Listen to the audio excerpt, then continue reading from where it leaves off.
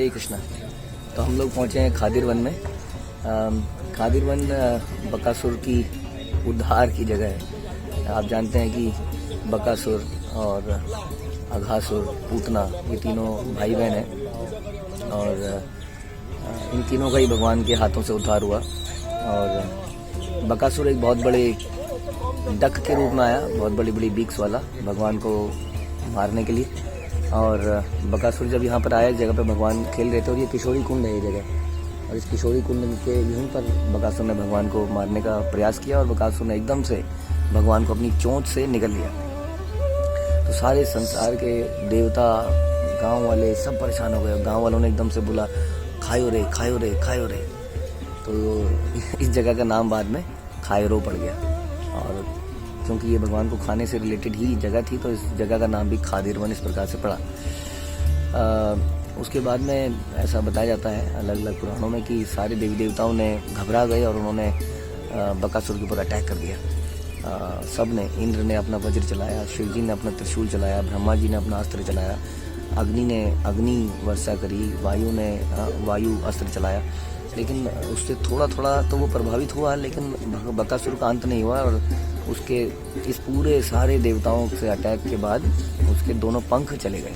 ज़्यादा से ज़्यादा उसका इतना ही नुकसान हो पाया, लेकिन वो फिर भी मरा नहीं। भगवान की लीला थी, जब देवता हताश हो गए, कुछ नहीं कर पाए, चारों तरफ सन्नाटा, घबराहट हो गई, तब भगवान ने अपने बकासुर एक्चुअली भगवान को निगल ही नहीं पाया था, उसके कंठ में ही भगवान अटके थे। और भगवान ने जब अपने आप को वहाँ अंदर ही गर्म किया और अपना, तो वो कंठ से एकदम से बाहर उसको निकालना पड़ा। और भगवान उसके मुंह से बाहर निकले और भगवान ने बाहर निकल के उसकी जो चोंच के जो दोनों ऊपर और नीचे का पार्ट होता है उसको फाड़ के अलग कर दिया। और इस प्रकार से बकासुर का अंत हुआ। तो ये कथा आती है। और उसके अलावा ये जो जगह आप पीछे देख रहे हैं इस साइड में, ये है लोकनाथ गोस्वामी का भजन कुटी। लोकनाथ गोस्वामी उन पहले गोस्वामियों में से हैं जिन्हें चैतन्य महाप्रभु ने ब्रज में भेजा था, ब्रज की खोज के लिए, तीर्थ स्थानों की खोज के लिए। तो यहाँ पर जब वो आए तो उनका बड़ा विरह था, वो चैतन्य महाप्रभु से नहीं छोड़ना चाहते थे चैतन्य महाप्रभु को। उस वक्त ये दोनों थे नवदीप में। तो फिर चैतन्य महाप्रभु ने इनको प्रॉमिस किया कि I will come to Vrindavan, हम दोनों वहाँ पर तब मिलेंगे। और इस प्रकार से लोकनाथ गोस्वामी वहाँ चले गए ब्रज में और कई लीला स्थलों की ब्रज में खोज करी।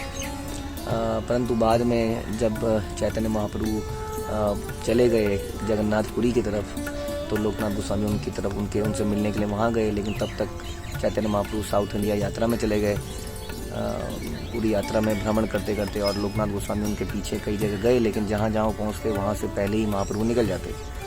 और जब महाप्रभु वृंदावन पहुँचे तब लोकनाथ स्वामी वृंदावन में नहीं थे।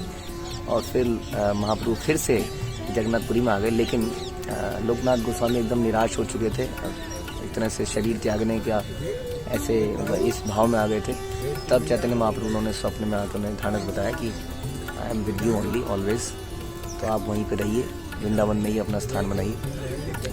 और एक समय ऐसा भी आया जब स्वयं भगवान ने उनको राधा विनोदी लाल के डीटीज वर्शिप करने के लिए दिए। राधा विनोदी लाल जो कि आजकल राधा गोकुलानंद मंदिर में है, और ऐसा कहते हैं कि ओरिजिनल जो विग्रह है वो अब जयपुर में है। तो प्रतिभू विग्रह जो है राधा गोकुलानंद में है। तो राधा विनोदी लाल का उनसे बड़ा घनिष्ठ संबंध था। और राधा विनोदी लाल जब उनके पास आए तो उनसे बोले कि मैं काफ़ी समय से ब्रज में था और मैं तुमसे सेवा लेना चाह रहा था। और ऐसी कथा एक बार आगे भी आती है कि काफ़ी उनका घनिष्ठ संबंध था, एक तरह से वार्तालाप ही होती थी विनोदी लाल जी से। तो एक बार लोकनाथ गोस्वामी अपने ध्यान में इतने मग्न थे कि वो कुकिंग करना भूल गए, भगवान के लिए भोग बनाना भूल गए। तो और जो उनके असिस्टेंट थे वो उनको बता नहीं पा रहे थे, क्योंकि उन्हें लग रहा था कि अचानक से कुछ मतलब उनके भजन में भंग ना हो जाए, कुछ अपराध ना हो जाए। तो उन्होंने उनको बोला ही नहीं कुछ। और अचानक से क्या हुआ कि असिस्टेंट उनके जो थे वो देखते हैं कि लोकनाथ गोस्वामी आ रहे हैं, और अंदर आए और किचन में पूरा काम किया और प्रसाद बना के आ गए, भगवान के लिए भोग बना के आ गए और फिर चले गए। थोड़ी देर में क्या देखते हैं, असिस्टेंट क्या देखते हैं उनके कि फिर से लोकनाथ गोस्वामी आए किचन की तरफ और बोले कि वो भगवान का प्रसाद का समय तो नहीं निकल गया। उन्होंने कहा प्रसाद तो आप भोग तो आपने बना दिया, मैंने तो नहीं बनाया। तो सब उनको सारी बात समझ में आती है कि कृष्ण ही लोकनाथ गोस्वामी बन के भगवान का भोग बना के चले गए। तो इस तरह की लीलाएं भगवान ने उनके साथ करी। और आप जानते हैं कि उनका कोई भी शिष्य नहीं था, वो शिष्य स्वीकार ही नहीं करते थे, लेकिन भगवान ने स्वप्न में आकर उनको बोला कि तुम नरोत्तम को अपना शिष्य स्वीकार करो। वो एक अलग कहानी है, लेकिन बहुत ही एग्जॉल्टेड डिवोटी हमारी परंपरा में। तो ये उनका भजन कुटीर है, हमने यहाँ पर प्रणाम किया, उनका आशीर्वाद लिया, और आप सब लोग भी ऑनलाइन इसके दर्शन कर रहे हैं। हरे कृष्ण।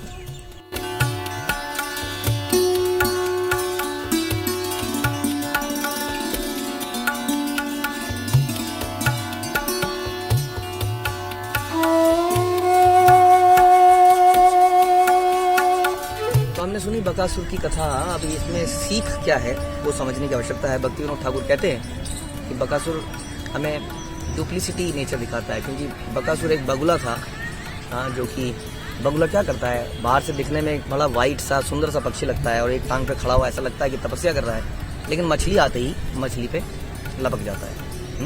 तो डुप्लीशियस बिहेवियर इसको कहते हैं कि जब हम, तो हमारा कभी डुप्लीशियस बिहेवियर नहीं होना चाहिए कि Krishna does not like people जो प्रिटेंडर हैं, धोखा देते हैं, ऊपर से कुछ और है अंदर से कुछ और है। तो ये कहानी गोज बैक टू जब बकासुर पिछले जन्म में उत्कल नाम का एक व्यक्ति था, जिसने खूब तपस्या करके इंद्रासन को, इंद्र को वहां से निकाल दिया और 100 वर्षों तक इंद्र की गद्दी पर जमा रहा। और यही व्यक्ति का अहंकार इतना बढ़ गया कि एक झांझली ऋषि के आश्रम में गया और वहां जाके मछलियां खाने लगा, उसके तालाब से या पौंड से या जो भी था। और झांझली ऋषि को बड़ा बुरा लगा कि मेरा आश्रम है, यहाँ पर ये सब नहीं चलेगा। तो मना करने पर भी मांगा नहीं और खाता गया, क्योंकि वो बड़ा उसको स्वाद आ रहा था। और इस प्रकार से उसे श्राप मिला कि तू मछली खा रहा है बगुले की तरह, इंद्र के आसन में बैठा है, काम ऐसा करता है, तो तू बक ही बन जा, हाँ, यानी कि बगुला ही बन जा। तो इस प्रकार से वो बगला बना। और बहुत मिन्नत करने के बाद, बहुत प्रार्थना करने के बाद ऋषि को उस पर तरस आया। बोला अच्छा ठीक है, एक ही काम कर सकते हैं कि आपका उद्धार कृष्ण के हाथों में। तो इस प्रकार से ये कहानी बनती है और हमें सीख मिलती है कि अपने हृदय में जो है उसी को अपने मुख पे रखें और चरित्र पे रखें, कभी डुप्लीशियस व्यवहार ना करें। हरे कृष्ण।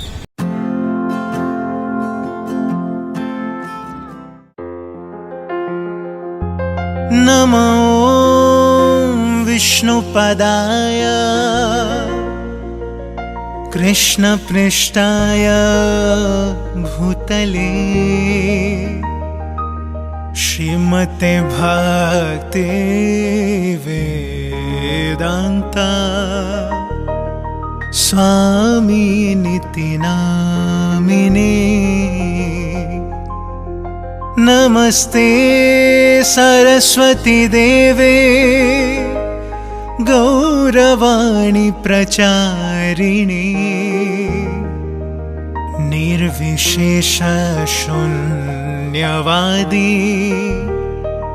पाश्चात्य देशतारिणे। तो आज हमारी यात्रा बहुत ही शुभ उत्सव मना रही है। पूरा संसार आज एक विशेष उत्सव मना रहा है, वो है प्रभुपाद का तिरुभाव दिवस, यानी कि डिसअपियरेंस डे। तो आज हम लोग केवल खादिर बन गए, जिसके बारे में हम आपको बता चुके हैं। उसके अलावा उसके बाद हम यहाँ पे आ गए वृंदावन में। ये वृंदावन की गौशाला में हम इस वक्त हैं और अभी अभी हम आ रहे हैं इस्कॉन कृष्ण बलराम मंदिर से, जहाँ पर प्रभुपाद का अभिषेक किया गया और कई सारे सन्यासी महाराज उन्होंने प्रभुपाद की ग्लोरिफिकेशन करी, हमने सुनी। और उसके बाद हम यहाँ पर आए हैं। यहाँ पर हजारों लोगों के प्रसाद की व्यवस्था है, क्योंकि ये सबके लिए बड़ा उल्लास का समय है। ऐसा बोला जाता है कि वैष्णव का अपीयरेंस यानी कि आविर्भाव और डिसअपीयरेंस यानी कि तिरोभाव, दोनों बड़े एक उत्सव की तरह होते हैं। ऐसा भी हम फील करते हैं कि वैष्णव का तिरोभाव दो मिक्स फीलिंग लेके आता है, एक तो थोड़ा सा दुख और एक सुख। दुख इस बात का कि वो हमसे आज दूर चले गए, उनका संग हमें नहीं मिल पाएगा। तो इसी तरह से प्रभुपाद 1977 में हमसे दूर गए, तो उस बात का दुख हमें है। लेकिन सुख इस बात का कि प्रभुपाद इतनी तपस्या करके इतना बड़ा संगठन बनाकर भगवान के चरणों में, भगवान की नित्य लीला में प्रवेश उन्होंने किया। तो आइए आज हम उनकी कुछ ट्रांसेंडेंटल क्वालिटीज़ डिस्कस करते हैं और कुछ उनके उन्होंने हमारे लिए क्या किया। वैसे तो उसका बखान करना पॉसिबल नहीं है, लेकिन फिर भी अपनी प्यूरिफिकेशन के लिए हम बोलते और सुनते हैं। तो जैसा हमने सुना अलग अलग वैष्णवों से, उसके बारे में कुछ चर्चा करते हैं। प्रभुपाद ने हमें क्या क्या दिया, अगर इसके बारे में बात करें तो हमारे ग्रंथ ही प्रभुपाद ने हमें दिए। न केवल हमें दिए पूरे संसार को दिए। हमारी संस्कृति जो हम भूल चुके थे उसको हमें दिया। बहुत ही ज़रूरी था इन ग्रंथों का लोकल लैंग्वेजेस में कन्वर्ट होना, क्योंकि लोगों ने इस ग्रंथ को केवल मोमबत्ती और अगरबत्ती दिया दिखाने का वस्तु बना लिया था। क्योंकि कोई कहता था मुझे संस्कृत नहीं आती है, कोई कहता था मुझे ये लैंग्वेज नहीं आती है, तो प्रभुपाद ने इसको संसार की हर लैंग्वेज में ट्रांसलेट करवाया।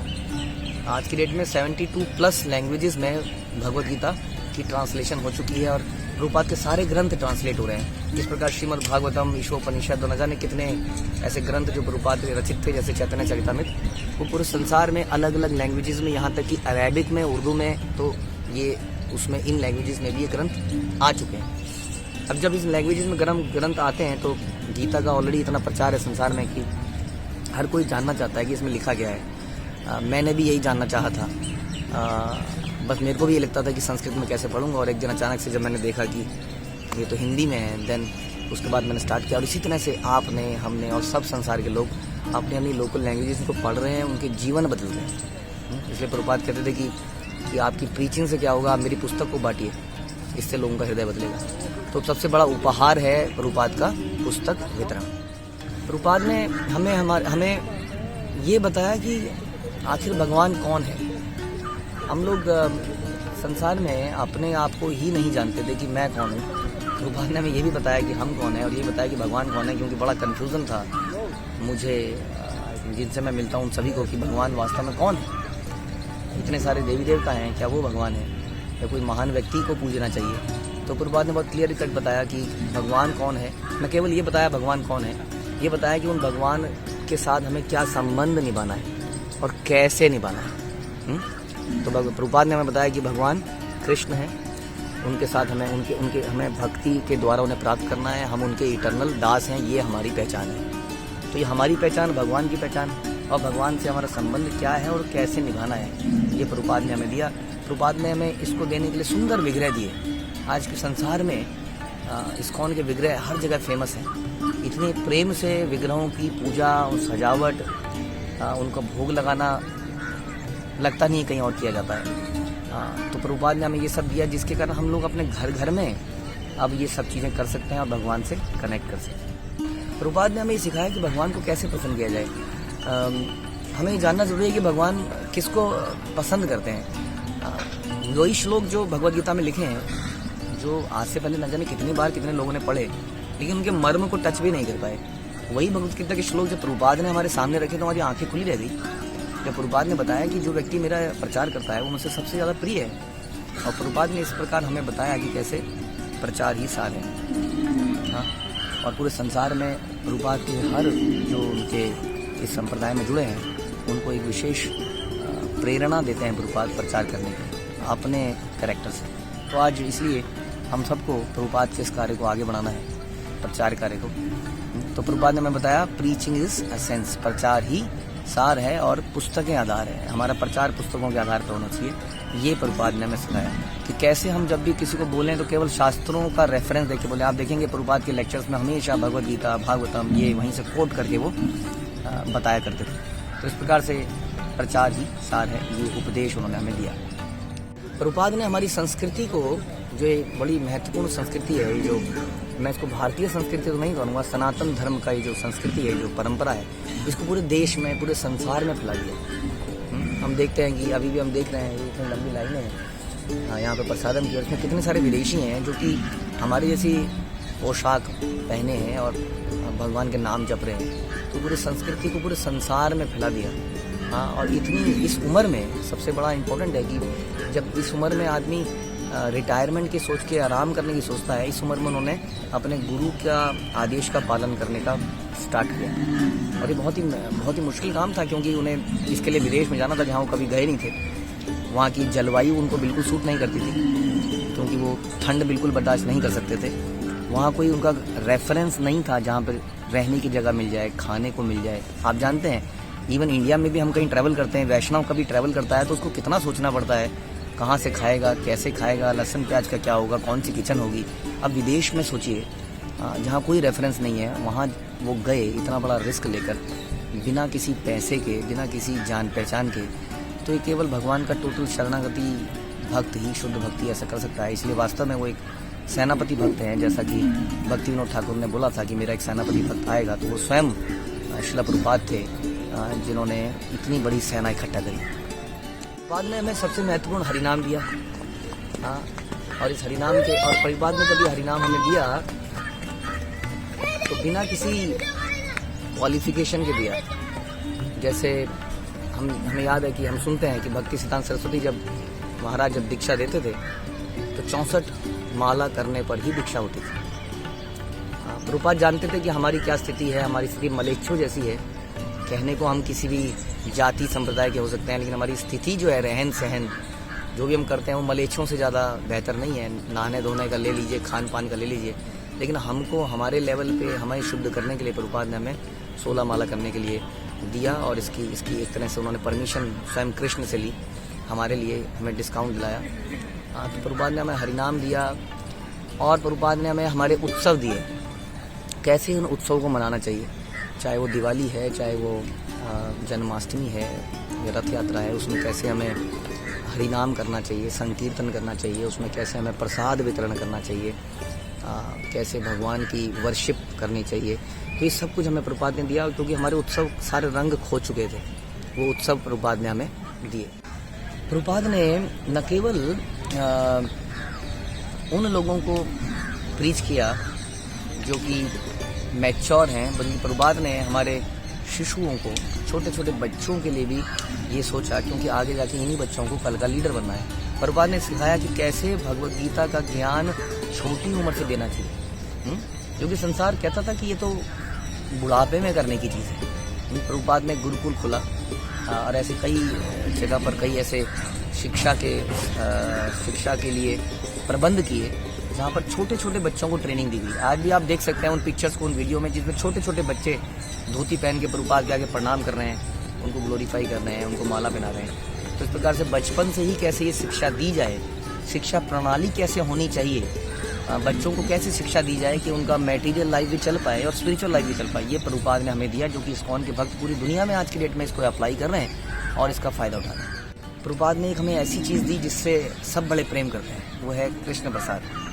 प्रभुपाद ने न केवल हमें ये बताया कि कैसे कृष्ण प्रसाद महत्वपूर्ण है, इसको ना खाने वाला कैसे पाप करता है, गीता का रेफरेंस देके, बल्कि प्रभुपाद ने हमें ये दिखाया इस प्रसाद को बनाया कैसे जाए, कितने प्रेम से बनाया जाए, कितने प्रेम से इसको परोसा जाए। प्रभुपाद कहते थे कि मंदिर के आसपास कई किलोमीटर तो कोई व्यक्ति भूखा नहीं रहना चाहिए, और आज इस्कॉन के भक्त सारे संसार में इस प्रकार से प्रसाद बांट रहे हैं और अलग अलग उत्सव मना रहे हैं, जिसमें अलग अलग प्रकार के प्रसाद का अरेंजमेंट किया जा रहा है और कई सारे लोग केवल प्रसाद के माध्यम से जुड़ते जा रहे हैं। प्रभुपाद ने हमें वंडरफुल मॉर्निंग प्रोग्राम दिया, जिसमें प्रभुपाद ने बताया कि जब तक हम मॉर्निंग प्रोग्राम करते रहेंगे तब तक माया हमें टच नहीं कर सकती। कैसे सवेरे 4:30 बज के उठ के आरती करना, भगवान गुरु आरती करना, नरसिंह आरती करना, ये सारी आरतियाँ करना, अपने जप करना, और उसके बाद हम माया से लड़ने के लिए फ्री हैं। तो ये जो एक वंडरफुल चक्र, सुरक्षा चक्र दिया प्रभुपाद ने, आज भी अगर हम इसको अपने जीवन में अपनाएं तो हम देख सकते हैं कि इसका इम्पैक्ट कितना ज़बरदस्त है। हम देख सकते हैं इस्कॉन के हर सेंटर में थ्रू आउट द वर्ल्ड आज भी इसको फॉलो किया जाता है। हर जगह पे आप देखेंगे सेम तरीके से मंगला आरती करी जाती है। प्रभुपाद ने हमें सिखाया कि गुरु का क्या महत्व है हमारे जीवन में, जो कि संसार भूल गया था। यस्य प्रसादाद भगवत प्रसाद। प्रभुपाद ने दिखाया कि कैसे गुरु के माध्यम से ही कृष्ण प्राप्त हो सकते हैं, और गुरु के प्रति शरणागति, उनके आदेशों का पालन ही जीवन का सार है। वास्तव में कृष्ण पूजा का मतलब ही यही है, प्रमाणिक गुरु के आदेशों का पालन। प्रभुपाद ने हमें सिखाया कि कैसे वर्णाश्रम का मतलब क्या है। संसार में सब लोग जानते हैं ब्राह्मण, क्षत्रिय, शूद्र, वैश्य और वानप्रस्थ, सन्यासी इत्यादि, लेकिन इसका मर्म क्या है, इससे करना क्या है। अक्सर ब्राह्मण लोग घृणा करते हैं क्षत्रियों से, क्षत्रिय घृणा करते हैं किसी और से। तो कैसे ये चारों वर्ण वास्तव में it's like a body part. Prabhupada ने एग्जाम्पल देके बताया कि जैसे सर है शरीर के अंदर, वो ब्राह्मण का काम करता है, पूरी बॉडी को डायरेक्ट करता है। पेट जो है एक तरह से वैश्य की तरह सब कुछ इकट्ठा करता है और सारी शरीर में एनर्जी ट्रांसफर करता है, यानी कि वैश्य को दान देना चाहिए। और क्षत्रिय बाजुओं की तरह कैसे पूरे शरीर की रक्षा करता है, काम करता है।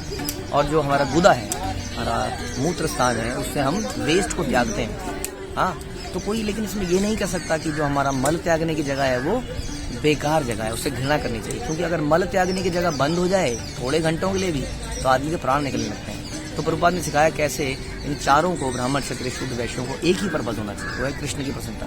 उसी प्रकार से चारों आश्रमों में भी यानी कि गृहस्थ आश्रम का भी कार्य कृष्ण की प्रसन्नता है। इट्स नॉट, ऐसा नहीं है कि केवल सन्यासी को कृष्ण को प्रसन्न करना है। हाँ, तो प्रभुपाद ने सिखाया कि चारों वर्णों में और आश्रमों में हमारा उद्देश्य केवल एक ही है, इसलिए इस एक उद्देश्य की प्राप्ति के लिए सारे वर्ण आश्रम के लोगों को मिलकर काम करना चाहिए। तो आज उनके तिरोभाव दिवस के अवसर पर हमें ये प्रण लेना चाहिए कि हम कभी भी आपस में असहयोग नहीं करेंगे, नॉन कोऑपरेशन नहीं करेंगे, क्योंकि प्रभुपाद कहते थे कि यदि आप मेरे से प्रेम करते हैं तो पता चलेगा कि मेरे जाने के बाद आप कितना आपस में कोऑपरेट करते हैं। हाँ, तो हमारे कई बार विचारों में डिफरेंसेस हो सकते हैं, लेकिन हमेशा ध्यान रखिए कि हमारा उद्देश्य एक ही है। इसलिए आपसी मतभेदों को हम भुलाएं और सहयोग से काम करें और प्रभुपाद के मिशन को आगे बढ़ाएं, यही उनके लिए असली श्रद्धांजलि होगी। हाँ, चारों नियमों का कठोरता से पालन करें, अपने जपा पर ध्यान लगाएं। हाँ, प्रभुपाद की पुस्तकों को अवश्य पढ़ें। प्रभुपाद की पुस्तकों को ना पढ़ने वाला प्रभुपाद का अनुयायी कैसे हो सकता है? हरे कृष्ण।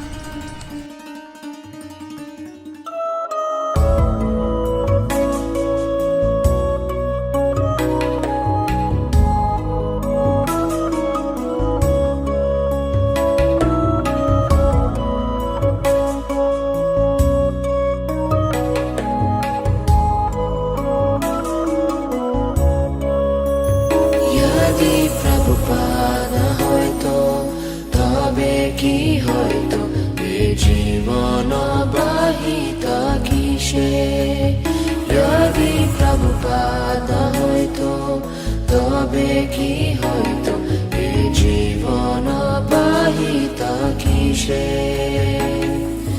নিতাই গৌরেরা অপারা করুণা কে দিত সকল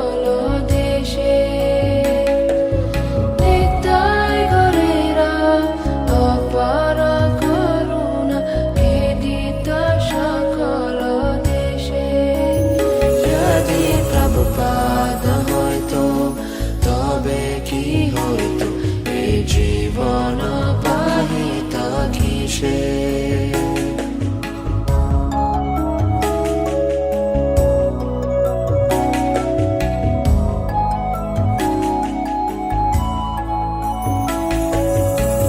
পাশ্চাত্যেরা যত পাপী দুরাচারী শূন্যবাদী মায়াবাদী তাদের উদ্ধারা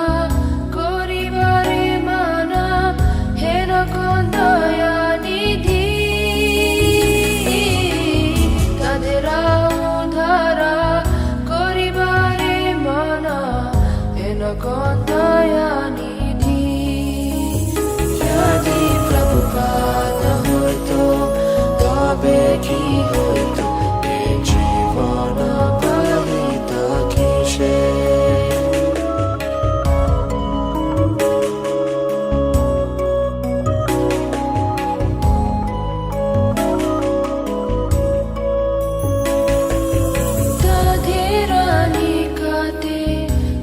জানাসি বেলায়ত হরিণা তাদের নিকাতে কোন জানাসি বেলায়ত হরিণা সব্য জীবরূপে গাড়িতে তাদের হইত আগুয়া যদি প্রভুপাদ হয়তো তবে কি হইতো এ জীবন বাহিত কিসে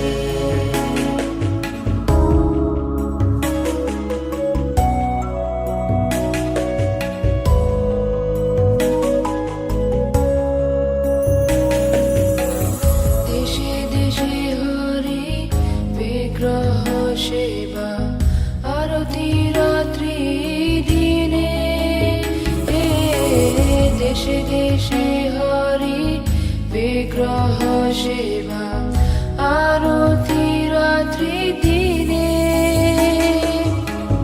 রথযাত্রা আদি মহোৎসব শুভ শিখায় তা কোন জানে যদি প্রভুপাদ হয়তো তবে কি হইতো এ জীবন বাহিত কিসে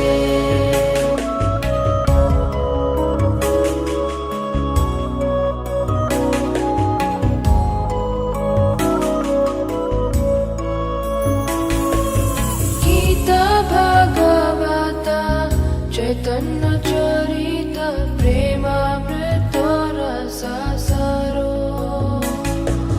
গীতা ভাগবত চৈতন্য চরিত প্রেমামৃত রসাসারো কানন সুন্দর সরল করিয়া কে বুঝাইতা যদি প্রভুপাদ হইতো তবে কি হইতো এ জীবন বাহিত কিসে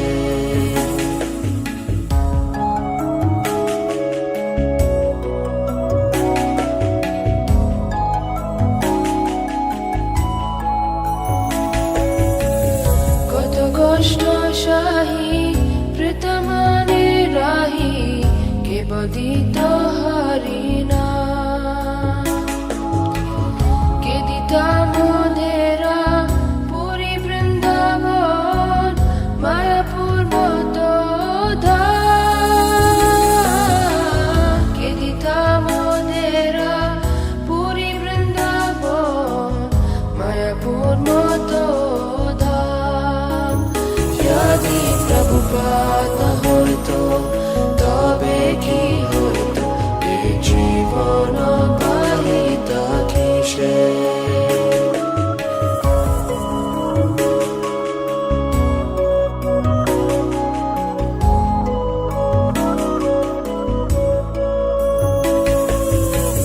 পরম মঙ্গল শ্রী চৈতন্য মহাপ্রভুরা শিক্ষাধন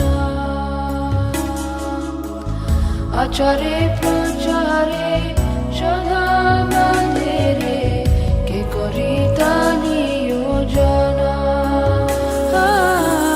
আচারে প্রচারে সদা মাধেরে কে করিতা নিয়োজনা যদি প্রভুপাদ হইতো তবে কি হইতো এ জীবন বাহিত কিসে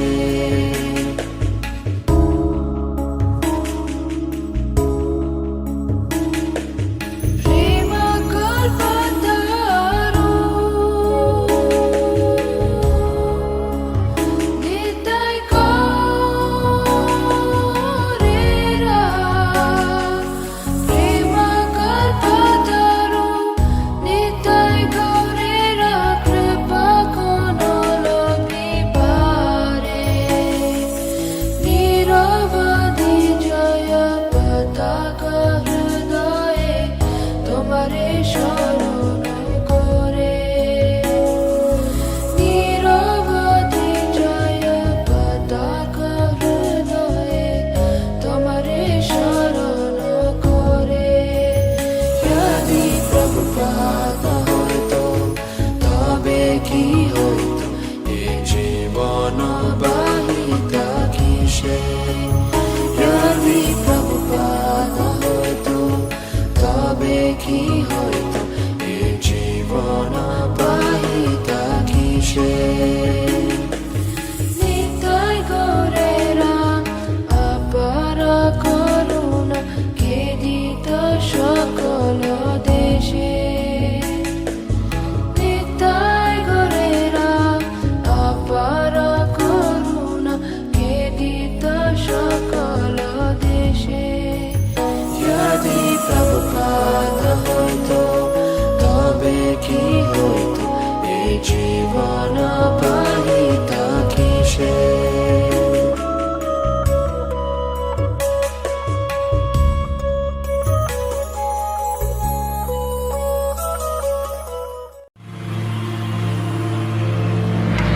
I'll never die.